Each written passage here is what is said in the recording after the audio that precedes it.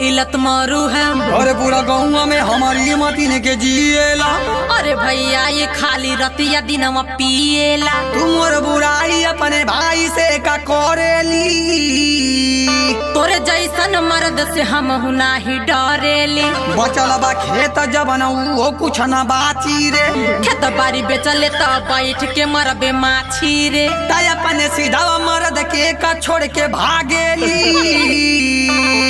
तोरे जैसन मर्द के दिरगे ना हम लागेली। तू बढ़िया रहती तो मर्द के छोड़ के जईती का। तू ठीक से रहते ता भाई के हम बोलती का। तो के जब देखी त नैहर का बात करेली। तोरे आँखी में तो हमेशा हम ही गड़ेली। अरे भैया संगे जात हई त भैया की अन रही रे। हम तो चल जाई।